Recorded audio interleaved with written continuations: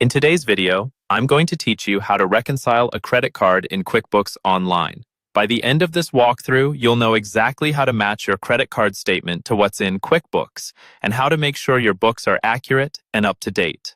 To get started, sign into your QuickBooks Online account and look to the top right corner of your screen for the gear icon. Go ahead and click that, and from the menu that opens, choose Reconcile. This is the main area where you'll compare your credit card statement to your QuickBooks records. On the reconciliation screen, you'll see a drop-down labeled Account. Open that list and select the specific credit card account you want to reconcile. It's important to pick the correct account here, especially if you have multiple cards or sub-accounts. Once you've selected the account, look at the beginning balance that QuickBooks is showing you.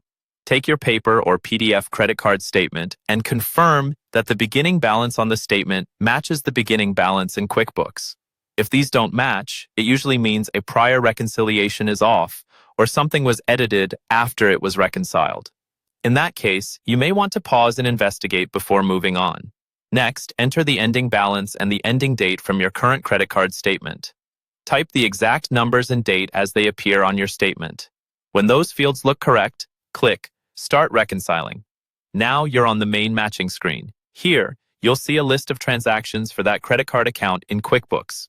With your statement in hand, go line by line and compare each transaction on the statement to what you see on the screen. When you find a transaction in QuickBooks that matches one on your statement, check the box next to it to mark it as cleared. If you notice a transaction on your statement that doesn't appear in QuickBooks, you'll need to add it as a new expense or payment so your records are complete. On the other hand, if you see duplicates in QuickBooks that shouldn't be there, delete or correct those so you're not double counting. Keep working through your list until the difference shown at the top of the screen is 0. That 0 difference tells you that the total of your cleared QuickBooks transactions matches your credit card statement exactly.